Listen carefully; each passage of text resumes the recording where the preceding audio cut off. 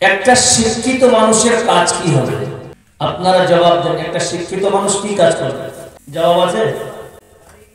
হ্যাঁ, একজন মৌলবী সাহেবকে আপনারা শিক্ষিত বলবেন, তাই তো? একজন প্রফেসরকে শিক্ষিত বলবেন কি বলবেন না? যারা বলেন,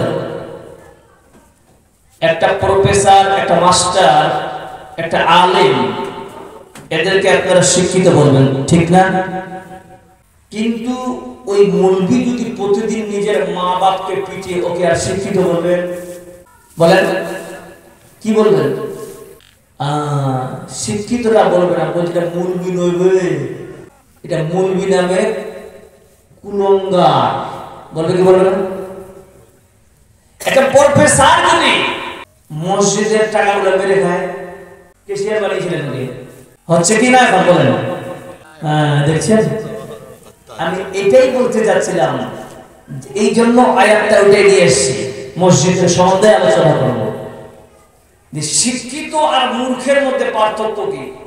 একজন মূর্খ মানুষ বেচারা কিছুই জানে না, তবুও দেখবেন খারাপ কাজ করতে গেলে 100 বার ভাবে চিন্তা করে, তাই না? না, এটা করা যাবে না, আল্লাহ নারাজ হয়ে যাবে। কিন্তু যারা শিক্ষিত ওদের কাছে একদম ডাল ভাত। কেন? যে আমরা শিক্ষিতকে যখন মাথার উপরে উঠিয়েছি, তখন অশিক্ষিতের দ্বারায় সমাজ চলতে শুরু হয়েছে। যদি বলেন কেমন? আপনার এই গ্রামে যদি একটা ডাক্তার হয়, আপনারা খুশি হবেন না বেজার? বাহ, মুমিন পাড়ায়, কদমতলী মুমিন পাড়ায় একটা ডাক্তার হয়েছে, পুরো এলাকা খুশি। কিন্তু 6 মাস পরে শুনছি কি জানেন? কলকাতা ফ্ল্যাট নিয়ে বাড়ি করে ওখানে আছে। মাওলানা আল্লামা এহসান এলাহি জাহির নাম শুনেছেন? পাকিস্তানের একজন সৈয়দ আলেম, যাকে সৌদি আরবে মদিনা ইউনিভার্সিটির ফার্স্ট ক্লাস ছেলে ছিলেন, ওনাকে মদিনা ইউনিভার্সিটির প্রফেসরের দায়িত্ব দেওয়া হয়েছিল। শুধু এটা নয়, সাদ্দাতের জামানায় ফৌজদেরকে ট্রেন করার জন্য আল্লামা এহসান এলাহি জাহিরকে নিয়ে যাওয়া যেত। বলুন সুবহানাল্লাহ।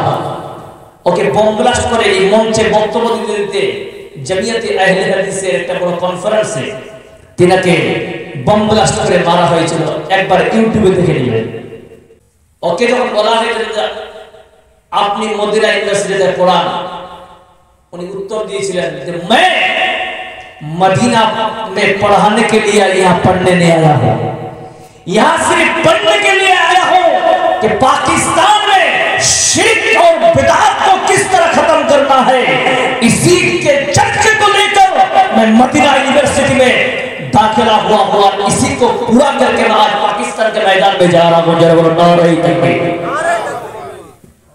আজ এটাই চলে যে সকলের মনসা থেকে থাকে, একজন মাধ্যমের মুন্সিও তার যদি খুলুসিয়ত থাকে, একজন মাদ্রাসার আলেমের কাছে যদি খুলুসিয়ত থাকে, একটা বক্তার যদি খুলুসিয়ত থাকে, ইনশাআল্লাহ তাআলা এই জালসা মাদ্রাসা মক্তব দিয়েও মানুষ অশিক্ষিতরা অশিক্ষিতর কাজ করবে।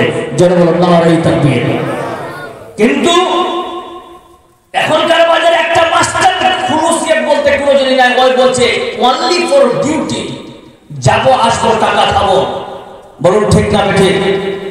একটা আলেম সেও যদি মাদ্রাসায় পড়াতে গিয়ে তার মধ্যে খুলুসিয়ত নাই, ওই বলছে মাদ্রাসা যদি না পড়ায় পেট कैसे चलाएंगे? বলেন রিজিকের মালিক কে? বিষয়টা আপনারা বুঝতে পারছেন কথাগুলো? আজ আমরা অশিক্ষিত হয়ে অশিক্ষিত আমরা কাজকর্ম গুলো আমরা করে থাকতেছি। বলুন ঠিক না ঠিক? আজ একটা মসজিদ উন্নতি কল্পে অন্যান্য জায়গাগুলো দেখবেন, বড় বড় জায়গাগুলো দেখবেন বিশাল বড় জলসা ইশতেহার লেখা আছে, মসজিদ উন্নতি কল্পে। দেখেছেন সবাই? দেখেছেন কিনা? এই কদমতলী মুমিন পাড়াকে একজন এসেছি, এখান থেকে উদাহরণটা দিয়ে দিই। আচ্ছা বলেন তো, আপনাদের গ্রামে 40 লাখ টাকার বাড়ি তৈরি করেছে এমন কোন লোক আছে? আচ্ছা আছে? 40 লক্ষ টাকার বাড়ি করেছে, আছে না? 40 নয়, 80 লাখ টাকা পর্যন্ত দেখলাম একটা বাড়ি।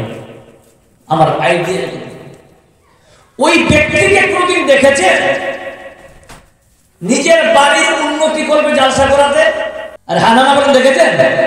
বিশাল বড় আমার ব্যক্তিগত বাড়ির তৈরির নির্মাণের উন্নতি করবে, একটা বিশাল বড় জালসা, প্রধান বক্তা জার্জিস আনসারী, দ্বিতীয় বক্তা মোশাররফ হোসেন, তৃতীয় বক্তা ফালা, চতুর্থ বক্তা ফালা। দেখেছেন এরকম ইশতেহার? নিজের বাড়িটা করার জন্য তুমি জালসা করলে না।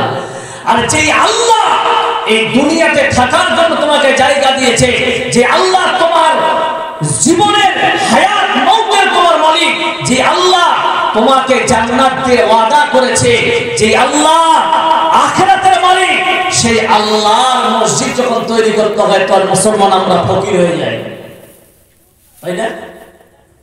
দেনারে ভাই, ওর হাত ধরি, ওর পা ধরি, ওর এ করি কেন? আজ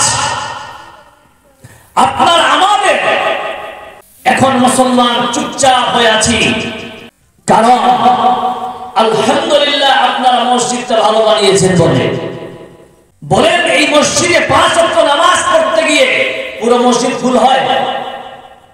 হয় হয় কেন হয় না? মসজিদের কোনো খারাপই আছে? মসজিদে আসলে চুলকনি হয়?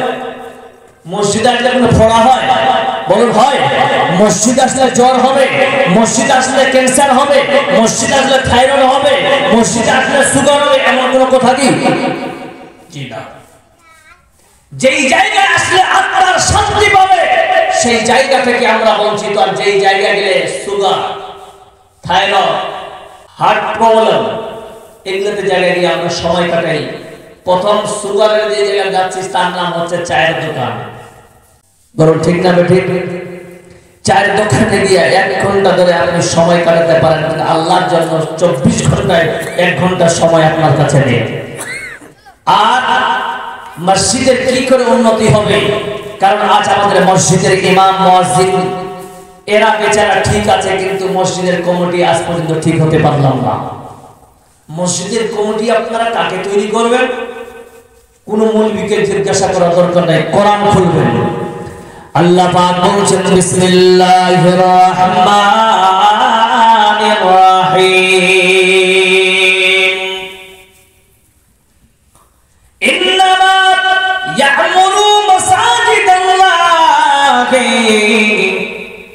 মান আমানা বিল্লাহি واليوم الآخر وأقام الصلاة وآتى الزكاة ولم يخشى إلا الله।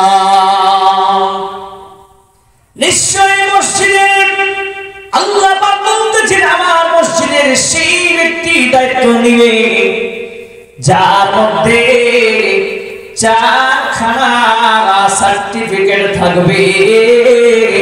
ওই ব্যক্তিকে তোমরা আমার ঘরের দায়িত্ব দাও, তাহলে কামিয়াব হয়ে যাবে। হাইরে মুসলমান, সর্বপ্রথম সার্টিফিকেট আল্লাহ পাক বলতেছেন মান আমানা বিল্লাহ, যেই ব্যক্তি আল্লাহর উপরে ঈমান থাকবে ওই ব্যক্তির দ্বারাই আমার মসজিদের সে দায়িত্ব নিতে পারে। দ্বিতীয় নাম্বার হলো আখিরাতের উপর বিশ্বাস থাকা লাগবে। ও আকামাস সালাত, নামাজ আদায় করবে। ওয়া আতাস যাকাত, এবং যাকাত প্রদানকারী হবে। 4টা জিনিস, 4টা জিনিসের ব্যাখ্যায় আসে আমানা বিল্লাহ, আল্লাহর উপরে ঈমান থাকা লাগবে। ও বন্ধু বলুন তো, যারা আল্লাহর উপরে ঈমান রাখবে আল্লাহ তাদেরকে জান্নাত দিয়ে দিবে। বলুন সুবহানাল্লাহ। যারা আল্লাহর প্রতি ঈমান রাখবে তাদেরকে আল্লাহ জান্নাত দিবে। জি।